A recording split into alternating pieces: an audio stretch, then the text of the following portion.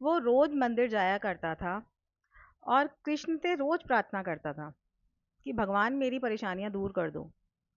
लेकिन उसकी परेशानियां थी वो कम होने का नाम ही नहीं ले रही थी। एक दिन वो गुस्से में गया भगवान के पास और उसने बोला कि मैं आपके पास रोज आता हूँ, उसके बाद भी आप मेरी प्रार्थना नहीं सुनते। तो उस दिन जब उसे जो जवाब मिला, वो जवाब सुन के उसकी पूरी लाइफ बदल गई। Radhe Radhe everyone, myself Vandana and welcome back to my story blog. आज की स्टोरी उन सभी लोगों के लिए है जिनके मन में ये सवाल आता है कि हम रोज प्रार्थना करते हैं, अपनी पूजा में कोई कमी नहीं छोड़ते हैं, स्टिल भगवान हमारी नहीं सुन रहा। कभी ना कभी किसी ना किसी के मन में, और किसी ना किसी नहीं, सभी के मन में ये सवाल आता है कभी ना कभी कि हाँ, हम इतनी पूजा पाठ करते हैं लेकिन भगवान हमारी सुन क्यों नहीं रहा। तो शायद ये स्टोरी उसका एक आंसर हो सकती है, और आगे आप इसे अपने बच्चों को भी बताएंगे तो definitely they will also understand this story and they can connect also. एक एक आदमी था, वो रोज भगवान के मंदिर जाता था, रोज अपनी पूजा पाठ करता था और कृष्ण से बस एक ही चीज मांगता था कि भगवान मेरी लाइफ में इतनी परेशानियां हैं, उन्हें खत्म कर दो।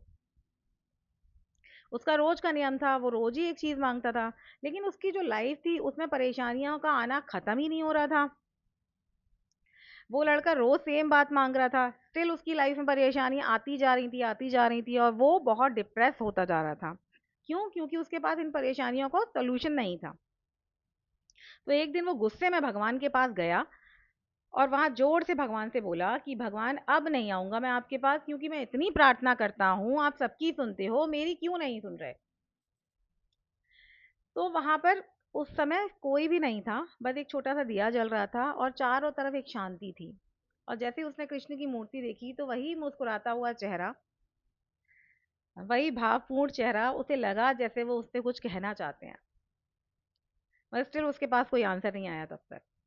लेकिन वहीं एक संत बैठे हुए थे जिन्होंने उसकी सारी बात सुनी, और उन्होंने बोला कि बेटा, जो भी इंसान भगवान के पास आता है उसकी पूरी परेशानियां कभी खत्म नहीं होती, लेकिन हाँ, भगवान उसको इतना मजबूत बना देते हैं कि वो अपनी लाइफ में उन सारी परेशानियों से उबर कर आगे चल सके।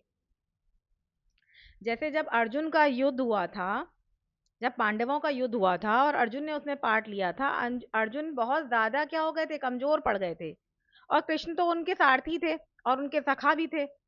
तो इसका मतलब ये थोड़ी ना है कि कृष्ण ने उनकी लाइफ को इजी कर दिया था या वो युद्ध को जिता दिया था।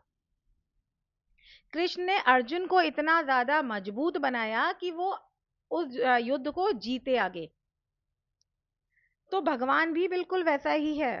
अगर आप भगवान पर विश्वास करोगे तो वो आपको, ऐसा नहीं है कि आपकी लाइफ में चीजें, परेशानियां आना खत्म हो जाएंगी या सारी चीजें सॉर्ट हो जाएंगी, बिल्कुल। क्योंकि आप तो पूजा कर रहे हो, प्रार्थना कर रहे हो भगवान से, और भगवान आपकी प्रार्थना सुनता भी है। तो हमें विश्वास रखना है भगवान के होने में कि वो हमारे साथ हमेशा है। तो ऐसा नहीं है हमारे कर्म जो हमने किए हैं उनका फल हमें नहीं मिलेगा, या उस तरीके से हमारे पास में परेशानियां नहीं आएंगी, परेशानियां आएंगी।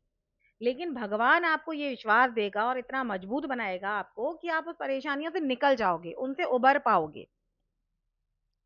अब भी उस आदमी के, उस इंसान की आंखों में आंसू थे, लेकिन ये आंसू अब उसके गुस्से के नहीं थे।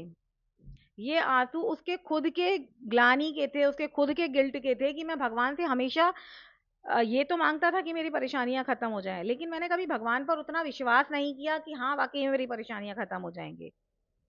तो उस दिन मंदिर से आने के बाद उस बच्चे के अंदर, उस इंसान के अंदर कुछ तो बदल गया था। वो ये नहीं था कि उसकी लाइफ से परेशानियां खत्म हो जाए, लेकिन वो खुद बदल गया था। अब उसका जो विश्वास था वो भगवान के लिए और ज्यादा स्ट्रांग हो गया था। तो ऐसा तो था नहीं मंदिर से निकला और तुरंत उसकी लाइफ बदली, नहीं। उसके जीवन में बदलाव आए, लेकिन वो बदलाव थोड़े समय के बाद आए। क्यों वो बदलाव आए?